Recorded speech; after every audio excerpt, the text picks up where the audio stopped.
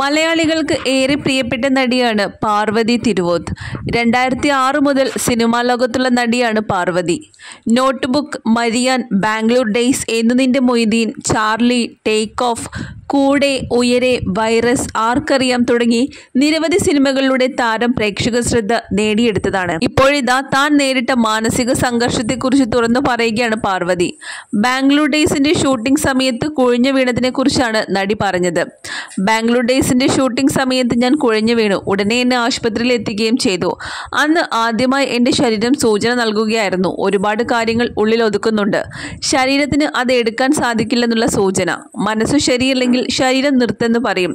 അവിടുന്ന് സൈക്കോസൊമാറ്റിക് ആയിട്ടുള്ള പ്രശ്നങ്ങൾ തുടങ്ങി. അന്ന് ഡോക്ടറിൻ്റെ അടുത്ത് കൊണ്ടുപോയപ്പോൾ എനിക്ക് നെഞ്ചിനുള്ളിൽ ഭയങ്കര വേദനയായിരുന്നു. സഹിക്കാൻ പറ്റാത്ത അത്രയും വേദന.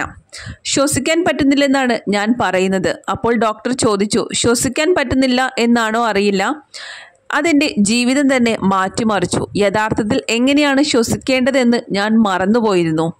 എങ്ങനെയാണ് ശ്വസിക്കേണ്ടതെന്ന് ഡോക്ടർ എനിക്ക് പറഞ്ഞു തരേണ്ടി വന്നു. 2014 ഈ ഒരു കാര്യം സംഭവിക്കുന്നത്. ഞാൻ വലിയ ഷോക്കിലായിപ്പോയി. സഹോദരന് കാര്യങ്ങളെല്ലാം അറിയാമായിരുന്നു. മാതാപിതാക്കൾ ഈ കാര്യത്തെക്കുറിച്ച് അറിയാൻ കുറച്ച് വൈകിപ്പോയി. എന്താണ് എനിക്ക് സംഭവിച്ചതെന്ന് കണ്ടെത്താൻ ഞാൻ ഒരുപാട് ശ്രമിച്ചു. ആ ചോദ്യം ചോദിക്കുമ്പോൾ എനിക്ക് പാനിക് അറ്റാക്ക് വരാൻ തുടങ്ങി. കാരണം ഉത്തരമൊന്നും എനിക്കറിയില്ല. ഇങ്ങനെയൊരു സംഭവം നടക്കുന്നുണ്ടെന്നും ദേഹത്ത് ഒരുപാട് വേദന വരുന്നുണ്ടെന്നും മാത്രമേ എനിക്കറിയാവൂ. പക്ഷേ യഥാർത്ഥത്തിൽ ദേഹത്ത് വേദനയില്ല. ഓരോ സിനിമകൾ കഴിയുന്തോറും, പ്രശ്നങ്ങൾ സംഭവിക്കുന്തോറും ഇത് കൂടിക്കൂടി വരികയാണ് ചെയ്തത്. മാനസികാരോഗ്യത്തിന് തെറാപ്പി വളരെയധികം സഹായിച്ചു എന്നാണ് പാർവതിക്ക് പറയാനുള്ളത്. ഇപ്പോഴും തനിക്ക് അതിൻ്റെതായ ഒരുപാട് ബുദ്ധിമുട്ടുകൾ ഉണ്ടെന്നാണ് പാർവതി പറയുന്നത്.